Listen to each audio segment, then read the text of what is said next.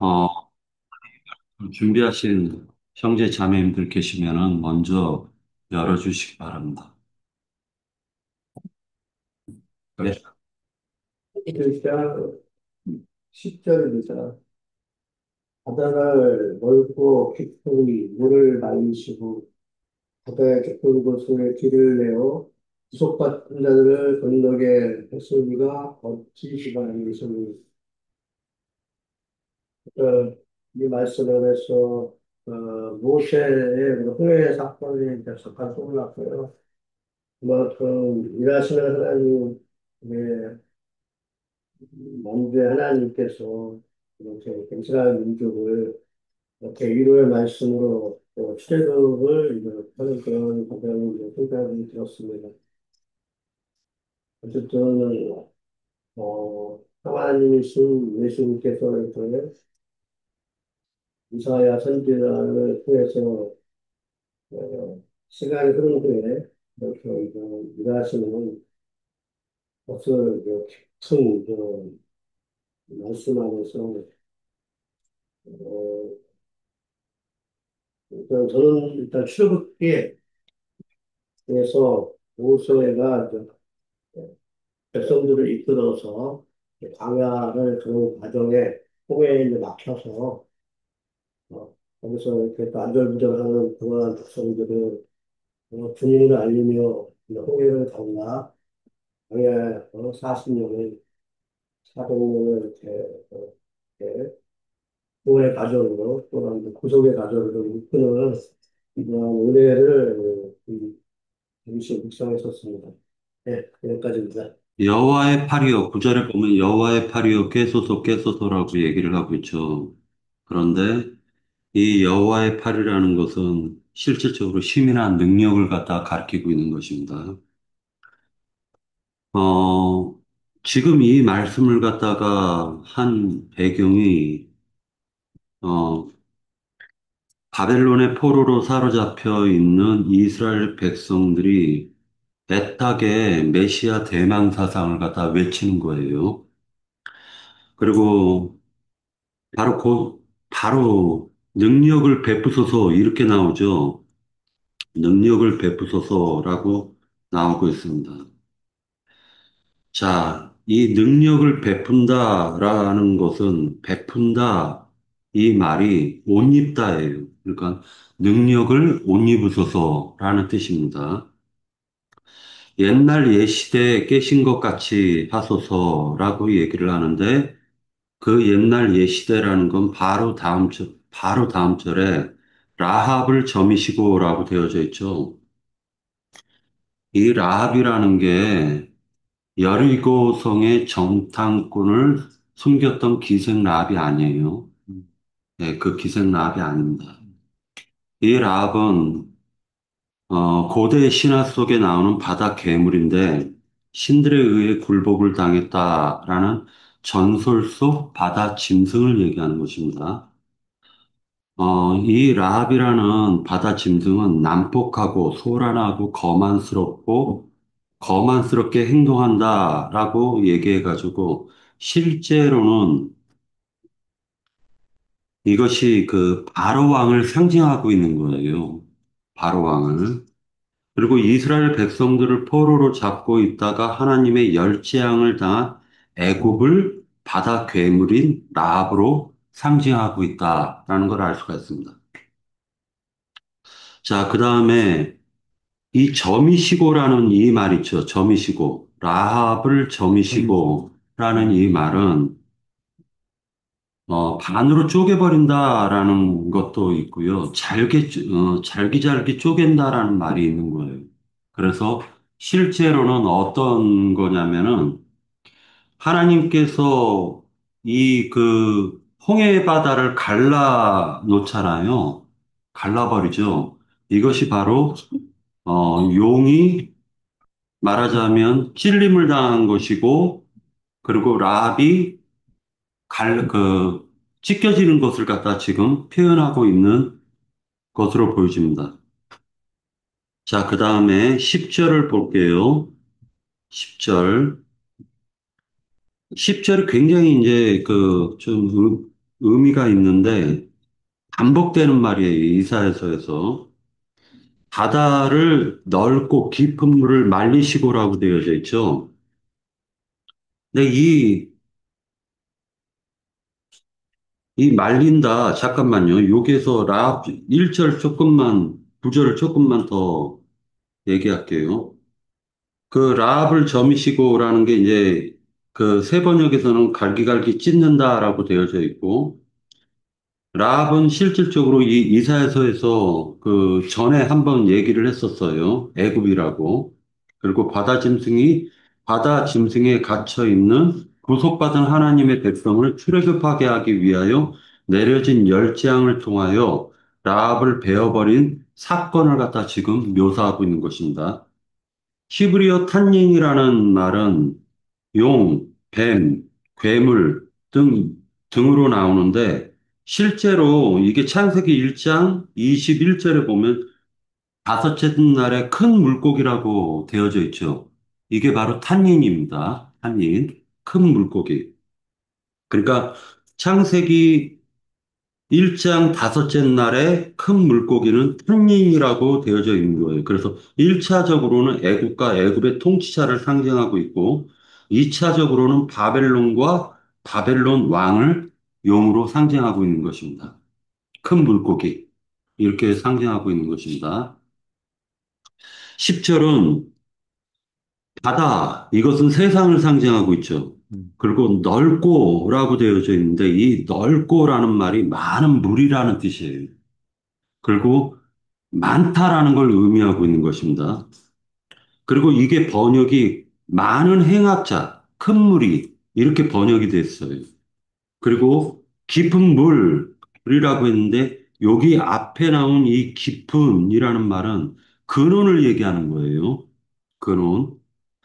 그리고 두 번째, 이 말리시고라고 되어져 있죠. 요건 한번 약간 자를게요. 바다를 넓고 깊은 물을 말리시고라고 되어져 있습니다. 이것은 세상 정신을 말리신다라는 의미예요.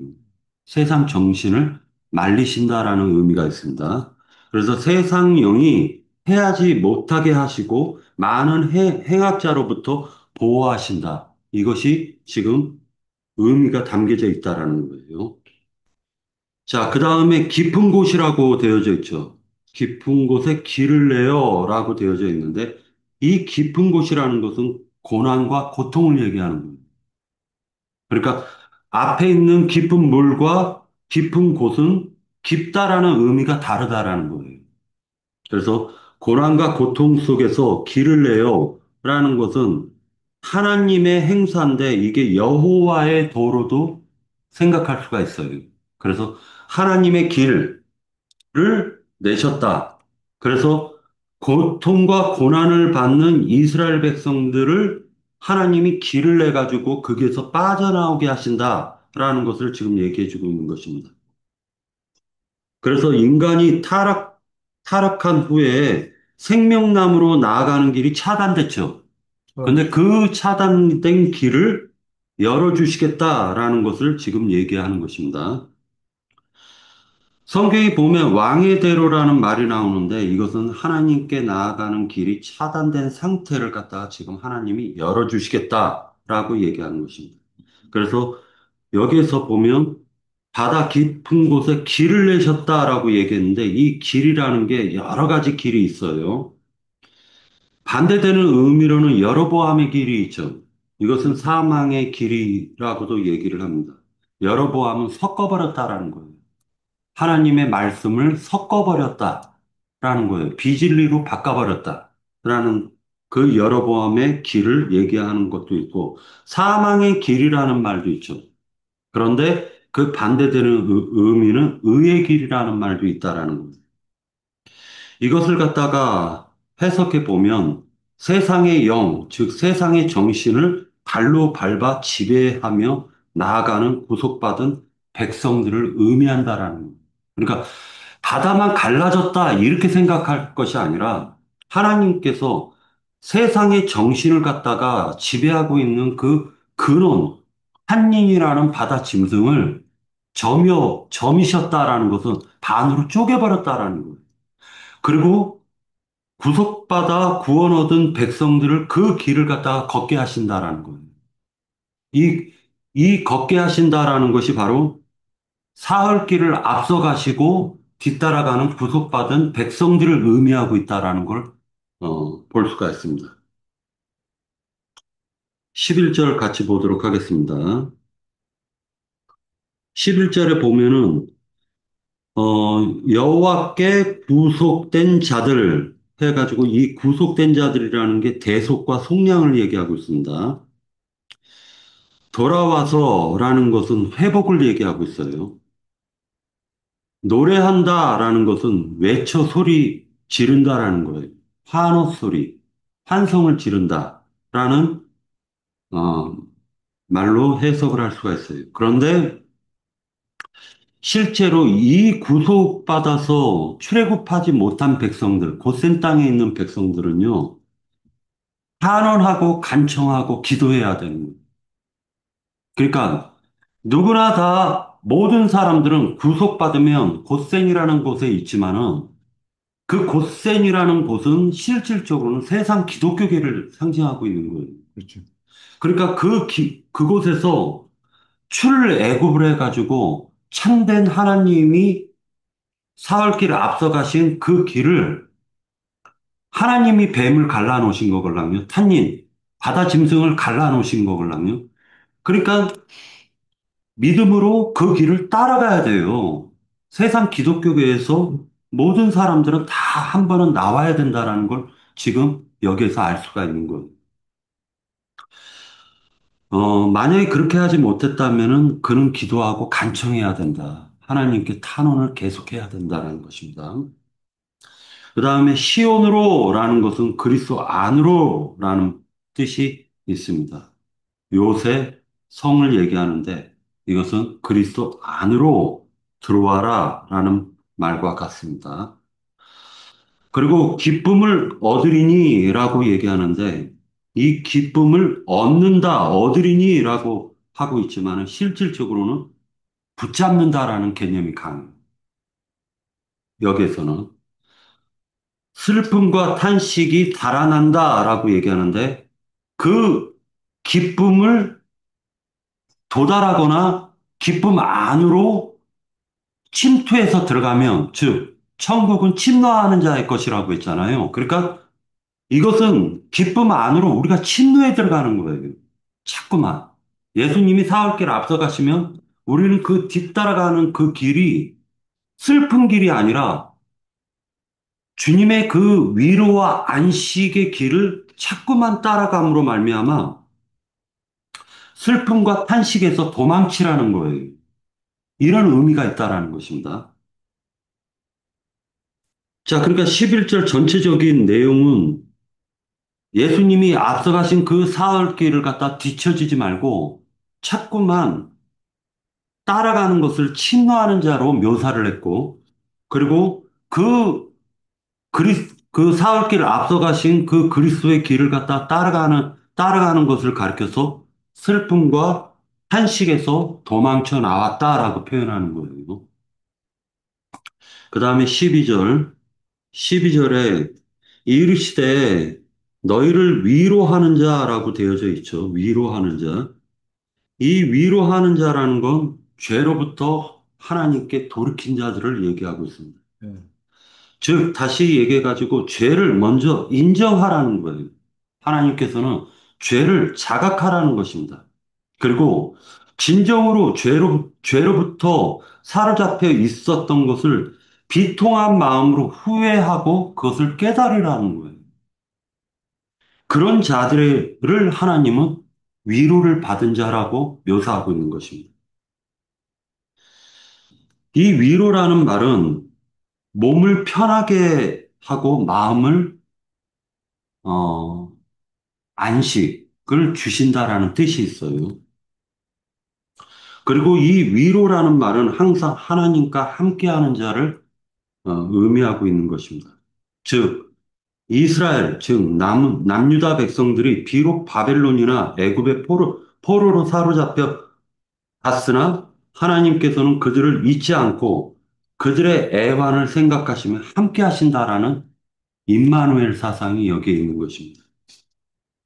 제 아래 팔려갔지만 하나님이 함께 하시고 그 팔려간 자들과 함께 슬퍼하고 함께 기뻐하시는 살아계신 하나님을 지금 강조하고 계시는 거예요. 그리고 12절에 보면 죽을 사람을 두려워하느냐라고 얘기를 하고 있죠. 여기에서의 사람이라는 건 인류를 얘기하는 거예요. 인류. 그러니까 말 그대로 세상 가운데 있는 그 인류, 세상의 문명을 갖다 두려워하지 말라는 거예요. 그리고 풀같이 될 사람의 아들이라고 했는데 어떤 번역본 보니까 인자라고 얘기했는데 이건 잘못된 번역이에요. 사람의 아들이 맞습니다. 이것은 첫사람의 아들들을 얘기하는 거예요. 첫사람의 아들들, 흙사람의 아들들을 얘기하는 것입니다. 풀같이 즉, 아침에, 아침에 그 부추, 이게 이 풀이요. 대표적으로 부추인데, 광야에서 보면은 풀이 자라요, 아침에. 그래서 힘이 돋게 그 풀이 올라옵니다. 그런데 저녁이 되면 시들어버려요, 금세. 그런 풀을 얘기하는 거예요. 그것을 갖다가 사람으로 지금, 어, 인격화해가지고 묘사를 했다라는 거예요.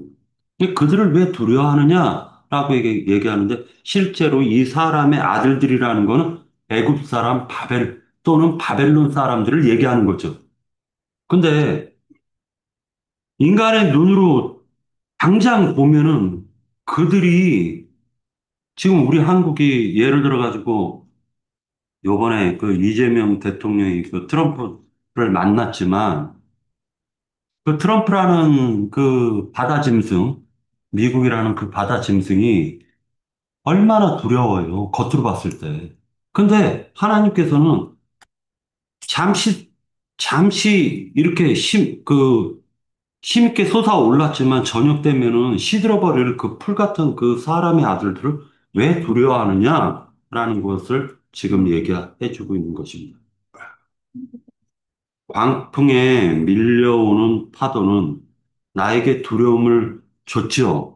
그러니까 베드로가 그 광풍을 보고 예수님께 나아가다가 빠져버리잖아요. 그러니까 인간이라는 게 그렇게 연약한 존재라는 걸 얘기하고 있습니다. 푸른 인간 자체가 그냥 무상한 존재라는 걸 상징적으로 지금 얘기해주고 있어요. 그러니까 금방 자라고 시들어버리는 그런 인생들을 갖다가 너무나 인간들은 그 인생이면서도 그 삶을 놓지 않으려고 발버둥 치고 있더라는 거예요. 어, 잠시 있다가 없어질 그 세력이라는 게 바로 마귀가 준 세력이에요. 그것을 두려워하지 말라는 것입니다. 하나님께서는 사람은 누구나 한 번 죽는 것이고 그 후에는 심판이 있다라고 했어요. 그리고 성경은 중요한 말씀을 하고 있는데 그것이 뭐냐면은 둘째 사망이라는 말을 하고 있어요. 그러니까 한 번 죽는 것은 정해졌지만은 둘째 사망에 빠진 자는요, 거기서 헤어날 길이 없어요. 그리고 성경에서는 얘기하기를 첫째 부활에 참여하라고 얘기하고 있습니다. 그 첫째 부활에 참여한 자는 복이 있도다라고 얘기했어요. 13절, 13절을 하늘을 펴고 땅의 기초를 정하고 너를 지은 자 여호와를 어찌하여 잊어버렸느냐. 이게 지금 이사야 선지자를 통해 가지고 하나님이 한탄하시고 계신 거죠. 히브리서에서 보면은 믿은 지 오래됐는데도 아직도 엄마 젖 먹고 있는 그 신앙도 있죠. 그들은 얘기하기를 학대자라고 얘기를 하고 있잖아요. 지금 학대자. 학대자의 분노를 어찌하여 항상 종일 두려워하느냐. 학대자의 분노가 어디 있느냐? 즉, 너를 지은 여호와를 잊어버린 자들이 세상 가운데 사람의 아들들을 바라보고, 풀 같은 사람의 아들들을 바라보고 두려워 떨더라는 거예요. 학대자라는 이 말은 곤란케 하는 자, 압박하는 자, 강요하는 자, 공경에 처하게 하는 자를 얘기하는 것입니다. 내적으로는 충동을 일으키고 외적으로는 커다란 압박을 일으키는 자를 학대자라고 묘사하는 것입니다. 이사야서 29장에 보면은요, 하나님은 자기 백성들에게 고난, 공경과 고통을 붙이심은 자기 백성들이 회개를 촉구하여 구원하게 하기 위하여 이런 공경과 고통을 줬다라고 얘기하는데 이 번역에서 공경과 고통이라고 번역된 게 바로 학대자라고 번역된 거예요.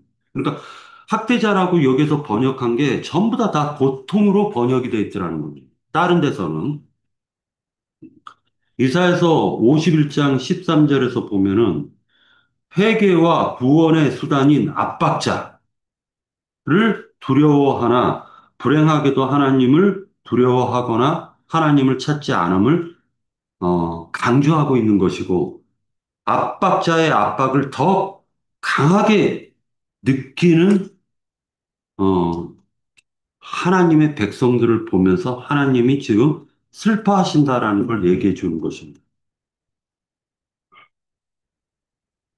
자, 그리고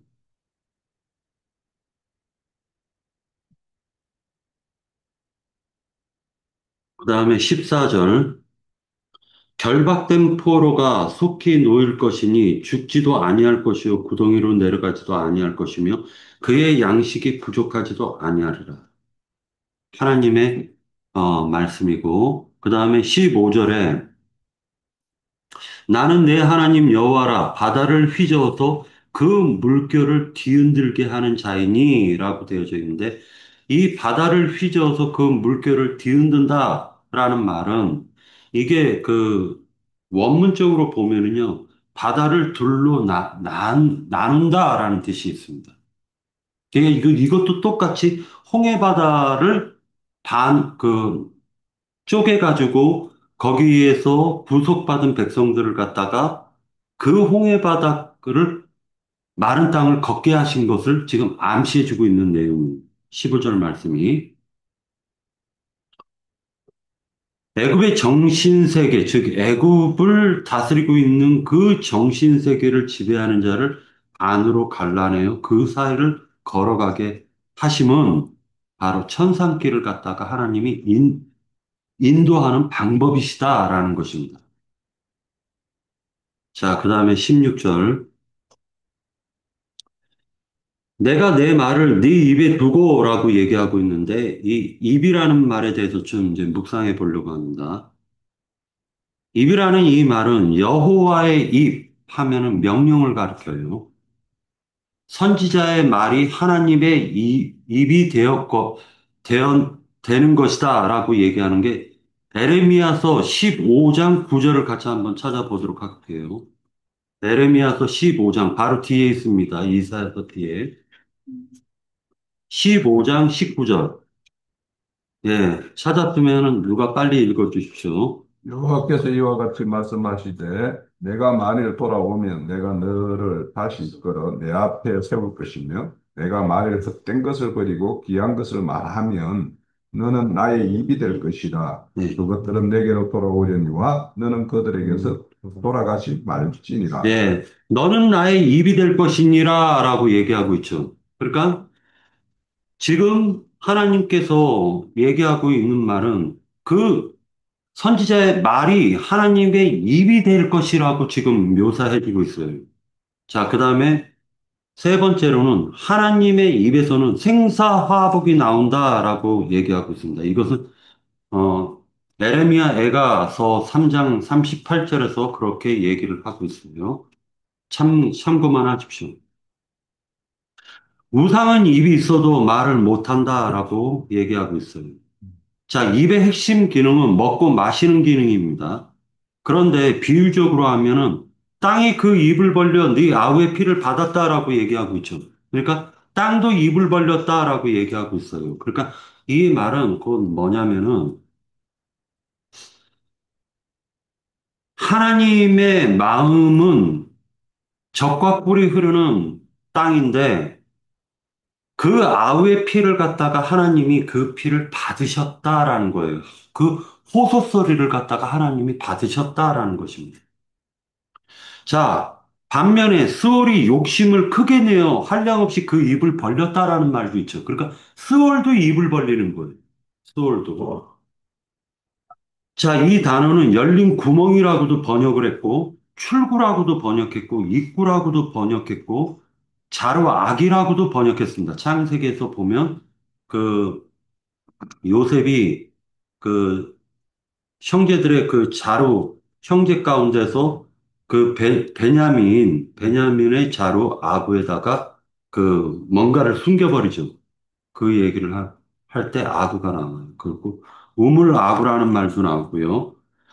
성읍의 출입구라고도 번역을 하고 있습니다. 전부 다 입이라는 말이. 그리고 굴의 여러, 어기 또는 골짜기 어기라고도 번역을 해주고 있습니다. 그리고 한 입으로라고 그 말할 때는 우리가 한 입으로 주를 찬양했습니다라는 뜻이라는 게 일치되었다. 모든 군중들이 전부 다 하나님을 찾는다 또는 찬양했다라고 얘기할 때 일치된 마음을 가리켜서 한 입으로라고 표현하고 있습니다. 입에서 입으로라는 말은 대면했다라는 걸 얘기하는 것입니다. 그것은 에레미야서 32장 4절 입이 입을 대하여 말하고 할 때 대면했다라는 표현으로 쓰여졌어요. 그리고 이사야서 9장 12절에서 보면 그들이 모두 입을 벌려 이스라엘을 삼켰다라고 기록하고 있습니다. 즉 이스라엘이 죄에 빠졌을 때 하나님을 멀리 떠나 버렸을 때 하나님을 저버렸을 때 그 주변 국가들이 입을 벌려가지고 이스라엘을 다 삼켜버렸다라고 지금 기록하고 있습니다. 또한 증인의 입이라는 말이 나오고요. 손으로 입을 가린다라는 것은 침묵을 하겠다라는 의미가 있습니다. 이건 욥기서에서 나오는 말이에요. 욥이 입이 있어도 내가 말하지 않겠나이다라고 했을 때 입을 가렸다라고 표현하는 것입니다. 그리고 하나님이 메시지를 갖다가 그 선지자의 입에 두었다라고도 표현을 하고 있어요.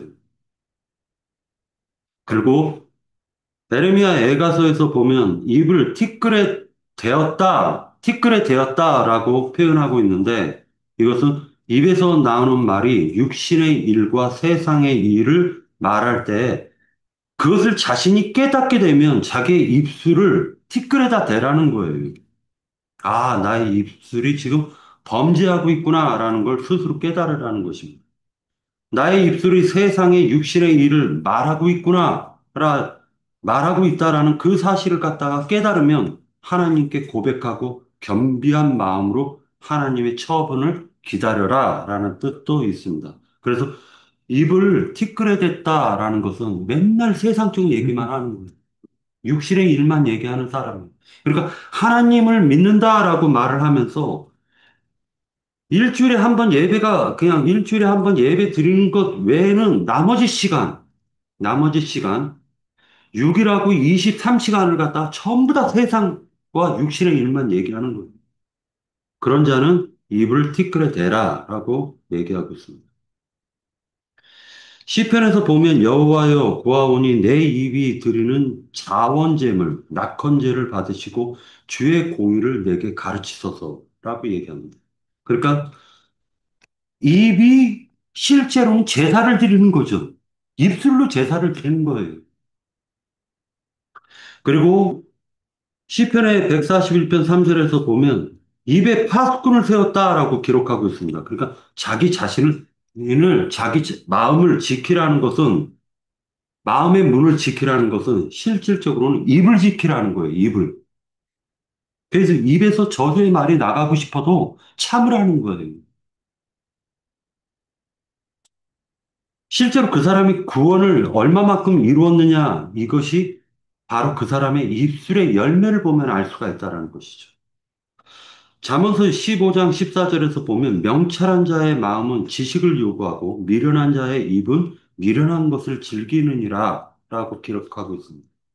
미련한 것을 즐긴다라는 것은 그 입이 마음에서 나오는 것이니까 그 입은 입구라고 했잖아요, 아까. 그러니까 마음속에 갖고 있는 그 생각들을 입으로 토설하는 거예요. 그 다음에 입을 맞춘다라는 것은 누구를 속이기 위해서 입을 맞춰가지고 그 사람을 속이는 것을 얘기할 수도 있죠. 그런데 악한 입이라고도 또 표현하는 말이 있습니다. 이것은 공의를 업신여기는 저주받은 말만 나오는 거예요. 맨날 패망의 말, 저주의 말, 신실함이 없는 말, 입술에 독이 가득해가지고 계속 독을 머금고 악독을 토해내는 말, 쑥같이 쓰고 이웃을 망하게 하고 저주를 퍼붓고 교만이 말하고 거짓말을 하는데 자기 것으로 하고 폐역을 말하는 자를 그 사람을 피하라고 얘기하고 있습니다. 성경에서는. 미련한 자의 입은 멸망에 가깝고 매를 자청하고 미련한 것을 쏟고 즐기며 베푸는 잠언을 업신여기고 그 잠언을 베풀어도 쉼이 없다라고 얘기하고 있습니다. 이것은 잠언서에서 나옵니다. 의인의 입은 기도하며 성경을 떠나지 않으며 찬송하며 지혜와 공의를 말하며 하나님의 말을 전하며 주를 대적하는 자와 맞서 싸우며 라고 기록하고 있습니다. 그리고 의인의 입은 어린아이와 같이 순결하다라고 기록하고 있어요. 그러니까 속이는 게 없다는 것입니다. 그리고 원수들과 보복자들을 보고 잠잠히 아니하는 것이 의인의 입술이라고 기록하고 있습니다. 자, 한 구절만 찾고 저는 마치도록 할게요. 야고보서 같이 찾아보도록 하겠습니다.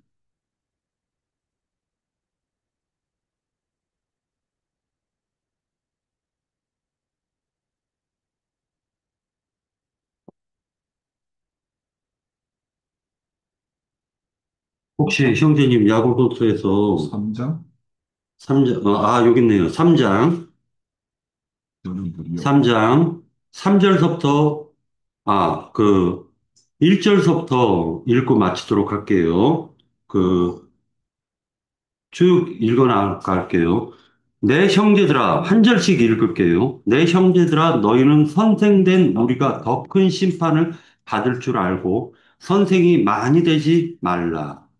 자, 우리가 다 실수가 많으니 말에 실수가 없는 자라면 곧 온전한 사람이라 능히 온몸도 굴레 심으리라. 우리가 말들의 입에 재갈을 물리는 것은 우리에게 순종하게 하려고 그 온 몸을 제어하는 것이라. 또 배를 보라. 그렇게 크고 강풍에 밀려가는 것들이 지극히 작은 키로서 사공의 뜻대로 운행하나니 이와 같이 혀도 작은 지체로 돼 큰 것을 자랑하는도다. 보라, 얼마나 작은 불이 얼마나 많은 나무를 태우는가. 혀는 곧 불이요 불의의 세계라. 혀는 우리 지체 중에서 온몸을 더럽히고 삶의 불행을 사르나니 그 사르는 것이 지옥에서 나느니라. 예, 어, 입을 통해 가지고 제가 전에 얘기했던 것처럼 입은 실질적으로 먹고 마시는 기능을 하지만은 그 혀라는 것은 혀뿌리라고 세상에서도 얘기하고 있죠. 그래서 그 뿌리가 마음이라는 땅에 뿌리를 내리고 있다고. 그러니까 그렇죠. 마음이 어떠한가에 따라 가지고 그 사람 입에서는 계속적으로 불이가 나오는 거예요. 근데 그 불이가 나오는 게 한 사람의 인생을 갖다가 완전히 불살라버릴 수도 있다라는 거예요. 한 사람의 인생을.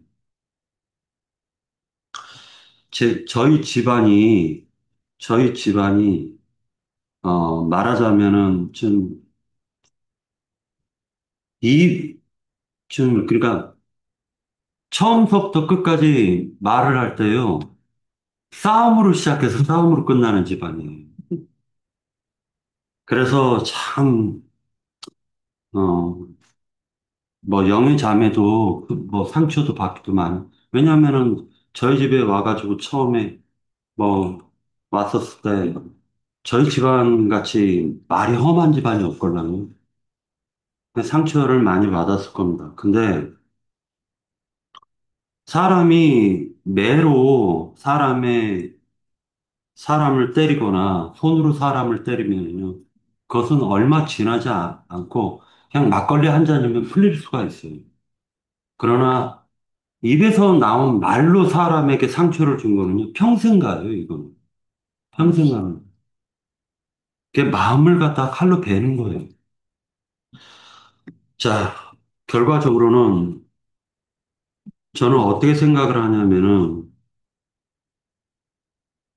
이사야서 51장을 바라보면서 생각했었던 게 우리가 멀리 있지 않다.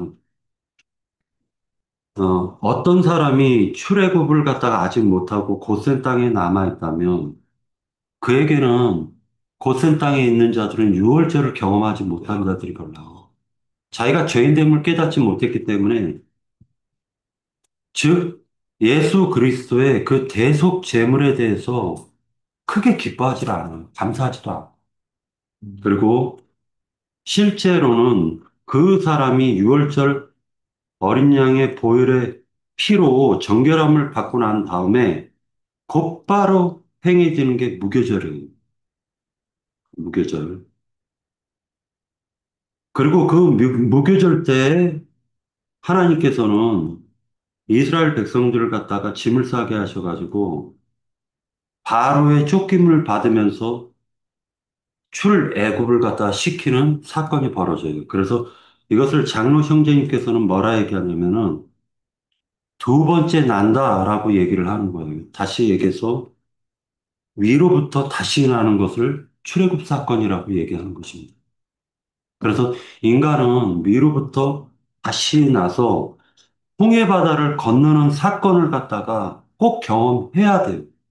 그래서 하나님의 그 팔, 하나님의 그 팔을 갖다가 의지하는 그러한 백성들이 돼야 된다는 것이에요.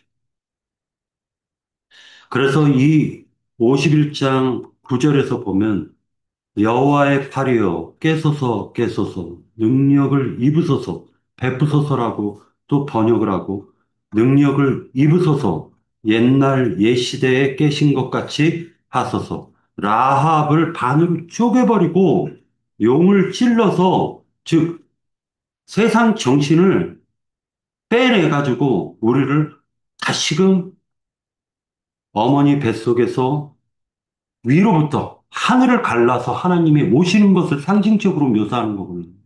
옛 하늘을 갖다가 갈라내는 거예요.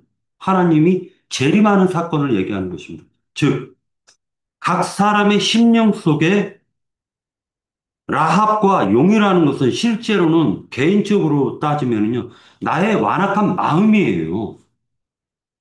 나의 옛사람의 마음이라는 게 이 완악한 마음이라는 게 둘째 휘장이고 하나님을 영접하지 않는 나의 완고한 마음 상태를 가리키고 있는 거예요. 그것을 가리켜서 나를 가리켜 가지고 라합이라고도 묘사하고 용이라고도 묘사하는 겁니다.